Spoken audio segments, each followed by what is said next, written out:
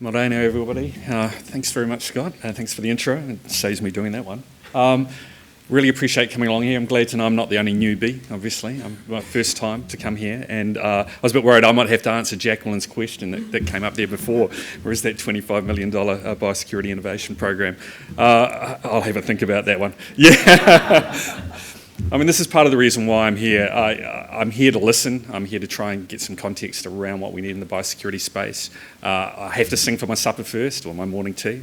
So I asked what I should talk about, and I suppose what I'm trying to do is really look at the big picture in terms of our research, science, and innovation strategy at a whole of government level, and then we can talk a wee bit about how biosecurity fits into that through the time I'm here. So it's kind of split up into three talks. I just wanted to try and give you some context around my role as a science advisor and how that sits across all of government. Then I'm going to talk about the research, science and innovation strategy. At the moment it's out for consultation. We've got until November the 10th. It's a draft strategy. We'd really appreciate, especially in the Kiwis, that Aussies can go for it as well if they want, but it probably won't be quite as meaningful. If you could just provide input into that and say where you want to see the emphasis, because there are a bunch of other advocates out there for their particular area, and they all think those areas are just as important as biosecurity. Obviously, biosecurity is far more important, but they all think it's important, and so we really need that spread of feedback into this draft consultation strategy. So let's have a look. Let's see if I point in the right direction. This one. Okay, so just for context, I think it's pretty obvious that our research science innovation system is made up of predominantly, for me, people. People are the most important aspect of this.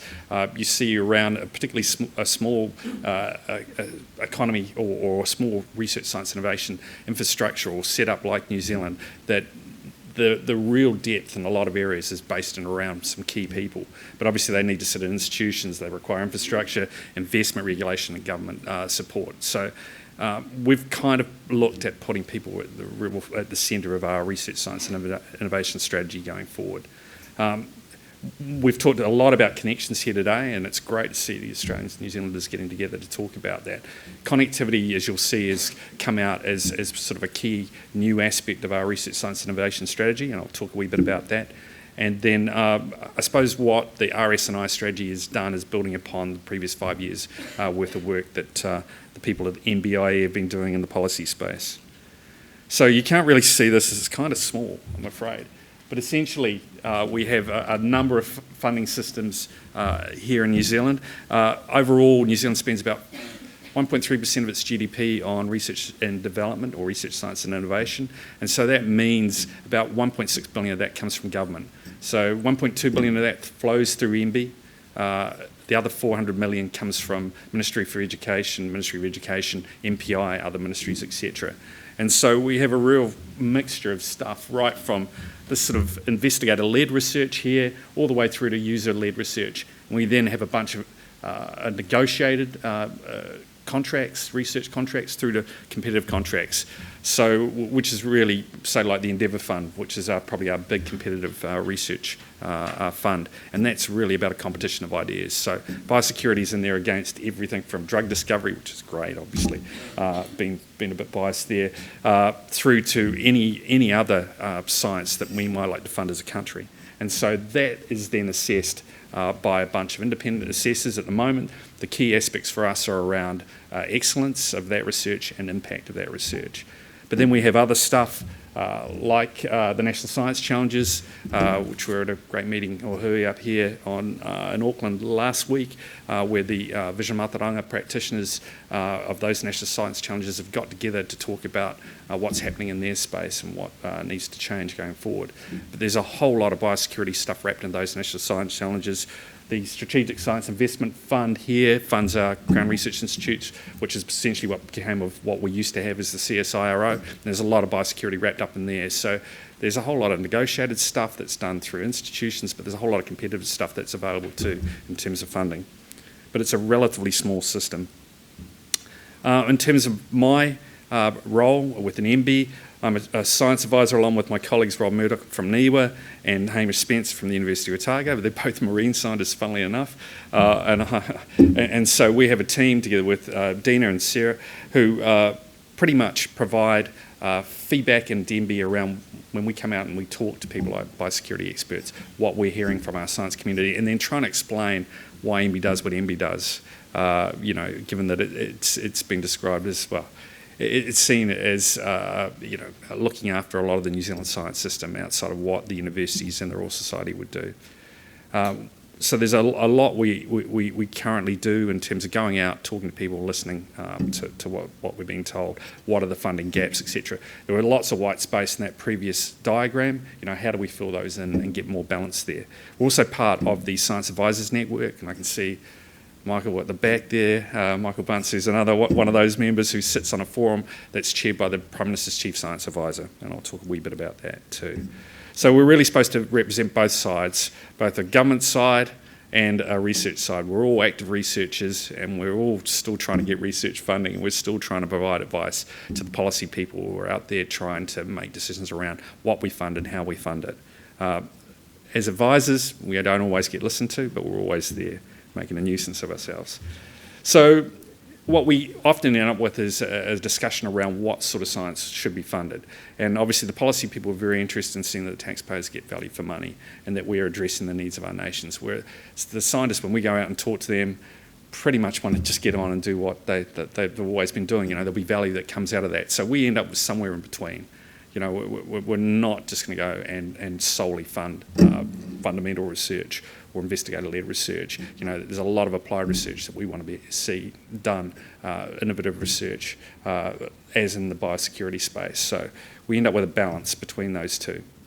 In terms of the Prime Minister's Chief Science Advisor and her role, she chairs our forum, she sits in the Department of Prime Minister and Cabinet and provides advice directly into the Prime Minister and other ministers. And so we have an avenue through this forum into the ministers themselves. Otherwise, we're advising up through into our ministries. So John Roche, Ken Huey, Alison Collins, Michael, etc. We're all providing advice through to our CEs. This just provides us with another route into government where we can, tout our advice. And so here they are, a cast of thousands. It's growing as Juliet tries to get more balance into this group. And so I know you probably know John and Michael and whereas Alison down here and Ken all sort of sit in around that biosecurity space to some extent or other. And so they're all there as advocates in that space, being able to provide advice directly into the Prime Minister and her ministers. And then Juliet's office actually sits in the Department of Prime Minister and Cabinet. Some people might wonder what that is. They have a bunch of policy people that are providing direct advice to the Prime Minister outside of the ministries. This is separate again. And so Sasha O'Day's picture there looks after the research, science and innovation part of that. And so there are a bunch of these, what's been described to me as policy ninjas providing advice to the Prime Minister in a whole lot of different areas. And then, of course, there's the process of when we want to get new money into the science system, how do we do that? Well, it's through the Treasury and appropriations. We have to convince Grant Robinson first that it's a good idea that we fund this, but then we need, if we want to do something in the biosecurity space, then we're really looking to get MPI support. If MB's leading it, or if MPI is leading it, then we'll be wanting to get MB support, trying to get support across as many of those different ministries as possible so that it stands as good a chance as possible to be funded. So this is how new money comes into the system. So the draft strategy, it came out approximately 6 weeks ago. The forum, the Prime Minister's Chief Science Advisor Forum, had a lot of feedback into that process. Again, not all that advice was taken on board, but we felt it was a really good discussion. And it got to the point now where it had to go out to the community so it could get direct consultation. I think this was supposed to be a video of the Minister extolling the virtues of the strategy. I don't know if it's going to work. I wasn't really expecting it to, but it pretty much says what I'm going to say at any rate. And so the purpose of the strategy is to communicate what the government's thinking in terms of RS&I. So that high-level, all-of-government approach to research, science and innovation. I think what's important to me, what's become more apparent to me, is that a lot of the language here, you can disagree with their definitions of research, you can disagree with their definitions of excellence, impact, etc. But I think if we're all using the same language, it's going to make, I know everybody wants to go away and come up with their own definitions, etc. But the reality is, when it comes to funding time, they want to see the same language being used. So they understand, we all understand what we're talking about. It's unambiguous, it's harmonised in some way, shape or form. So a lot of the language in this is kind of important, especially, I think, when you're applying for funding or when you're talking to government. That's what I've taken out of it at any rate. So we've set some relatively or a high bar in terms of what we want to achieve. We want to try and get our GDP spend to 2%. Compared to OECD partners, compared to other small advanced economies, we don't spend a lot. We only spend 1.3%. It's a small amount compared to those competitors. If we really want to be innovative, if we want to do research that makes a difference, then seriously we have to spend more in that space. So where the government's spending about 0.65% of our GDP on RS&I, we're relying a lot on industry, and I can see the sorts of issues we might have there in the biosecurity space. That's where the government, I suppose, has to do more heavy lifting in those areas, perhaps, than others. And so it's a really ambitious vision, I suppose, to become a global innovation hub, world-class generator of new ideas for a productive, sustainable and inclusive future. And you can see, if we're innovative in the biosecurity space, a lot of that can be exportable. A lot of other countries have the same problems we have. So it's a really good space, I think, in which to be innovative. So in terms of the core definitions, you can go away and you can download this, and I'll briefly go over these because I'm not 100% sure how much time I've got. So research, here's our definition: the generation, gathering, or organisation of knowledge, and science is a particular way of doing that. Innovation is the process of doing something new. And innovation might be a new and improved product, process, or function. Innovation is a process that leads to new or better ways of creating value for society, business, individual, etc., etc., etc. So you can go away and have a gander at that and see what government's thinking about what it thinks research is, what it thinks innovation is, etc. And the other things, I suppose, is that are collected up in this are things like, what else do we know about innovation, but also what are the areas we're going to focus in. We can't do everything. Maybe biosecurity is the area that, is one of our big areas of focus and probably already is, but maybe it should be a bigger focus of what we're doing. So that's why we're looking for feedback from other parties. But you can see here in terms of other things about innovation, innovation takes knowledge as an input and produces new knowledge as an output, etc. Whereas a lot of research can just informed thinking, doesn't necessarily have an immediate output. It might filter down over 10, 20, 30, 40 years, especially in, say, the drug discovery space or other spaces like that where there isn't an immediate impact, whereas a lot of other stuff is closer to that implementation stage. And I would have thought biosecurity is probably a lot like that to a large degree. Our key strategic choice is that we want to focus at the frontier of innovation. You can kind of argue a bit about what that really means, and Richard Wally, who's holding the pen on this particular document, would probably love to have a conversation with you about this. We've been going around the country having these conversations. But at the frontier, this is something that's new to the world. What's an area that, why would you, I suppose one of the questions you probably would want to ask yourself is, why would you do it in New Zealand if you are going to do it? What's the reason why? Do we have a particular depth in a particular area, or is there a New Zealand problem that we want to focus on? Why would we do it in New Zealand? But it needs to be at the frontier, it needs to be new. So in terms of a picture of our RSI system, it might be a wee bit hard to see, but essentially all it's trying to tell you is it's small, but it's productive. If you count productivity as being the number of papers you publish, and we probably don't all do that, but there's a huge emphasis. We've talked a lot about, what excellence is, for instance, internally, and I think we need to broaden our definition of that. But here, it's pretty much looking at metrics that the OECD use, and that's around number of publications. But elsewhere, we don't perform as well, other than in the diversity of our workforce. We have more women in our R&D workforce.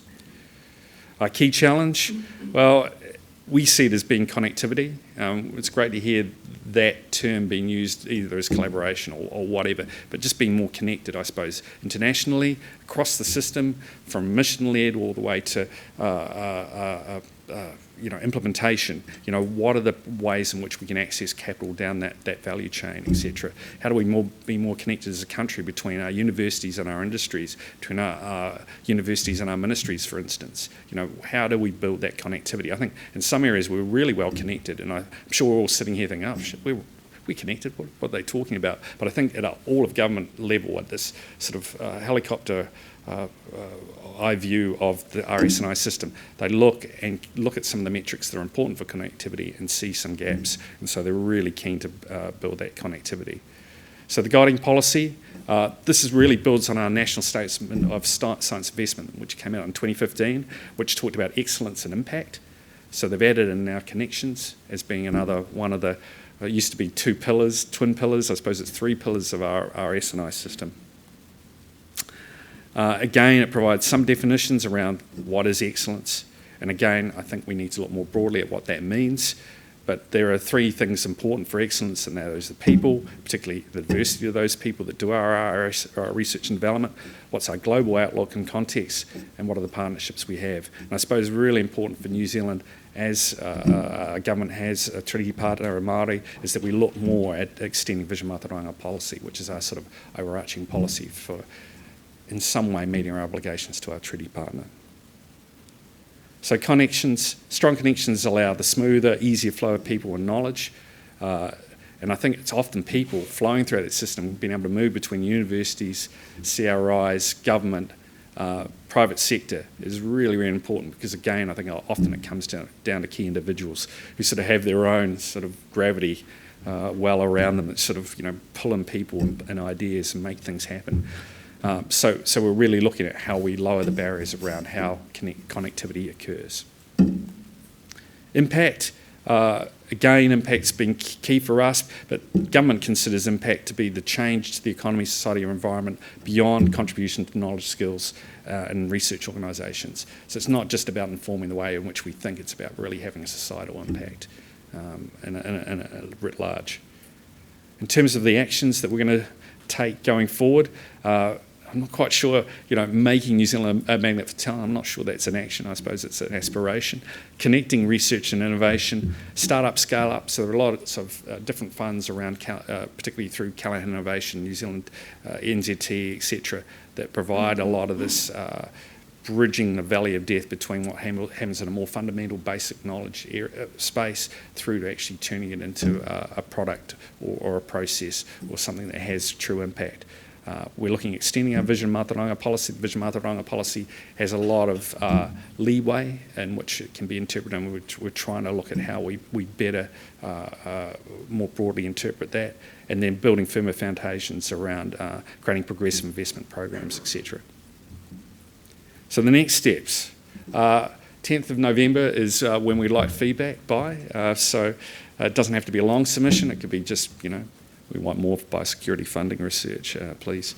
It could be pretty simple. I think it's just important that if you feel that we're not funding enough in this space, you need to make your voice heard, because believe it or not, there are a lot of other people who would like to spend the government's coin and they're making their submissions. So please, I'd encourage you to get in there and make a submission.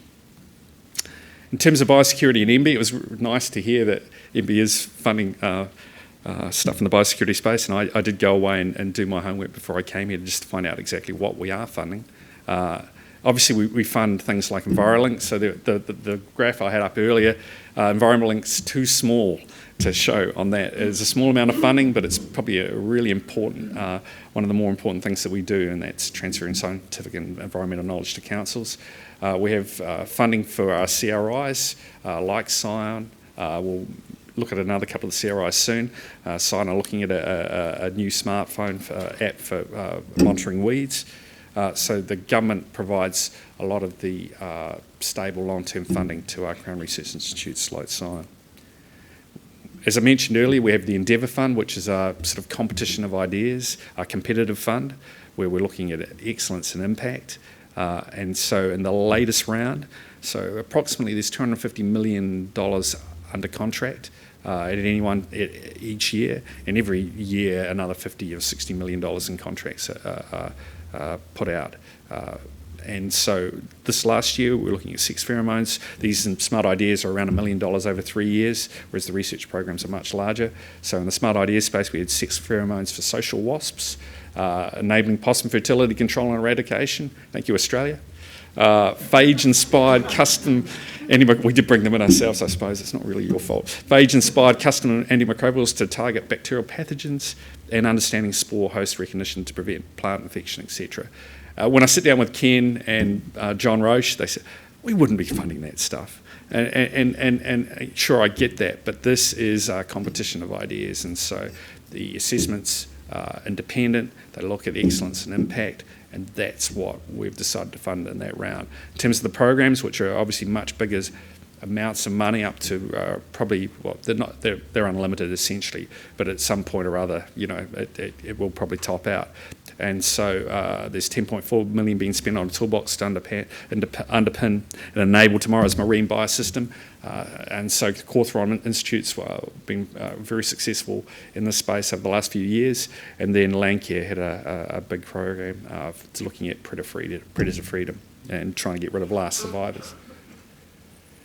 As I said, a lot of our strategic funding goes into, or long-term funding for our CRIs comes through NBIE, and any new funding, sort of alluding to the Treasury process before, if we had a budget bid around trying to get a new funding into our CRIs, that would have to come through NB, and then we run through the process of monitoring their performance over time with those CRIs. But our CRIs, a lot of them have big headings under biosecurity, etc., and there's a lot going on in that space, and NB funds that.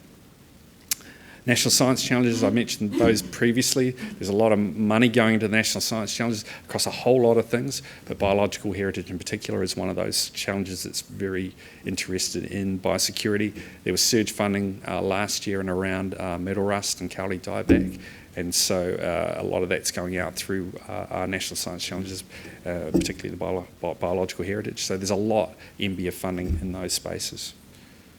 Again, may not be exactly what you want to be funded, but I encourage you to apply for Endeavour funding if you're wanting something, if you've got a great idea in that space. The regional research institutes, Cawthron gets a lot of our Endeavour funding because they're full of excellent people who make a real impact and write really good applications, and so that's ongoing. And that's it, really. Sort of came to a shuddering halt. I guess what I'm trying to say in a way is that this is a process of consultation ongoing to try and build what our RSNI system will look like going forward. Of course, what this document will do, the draft document, which once becomes a real document, is that it will lock in place a lot of stuff for the next few years. And it's hard to know how long that will be. The National Statement of Science Investment stuck around for, 4 years now and has changed. And so if there's a change of government, who knows, there might be another refinement of that process. But at the moment, that's what we're building. I'd encourage you to go away and have a look, because that will really set the scene for what we fund going forward over the next 4, 5, 6 years, I would suggest. So thank you very much.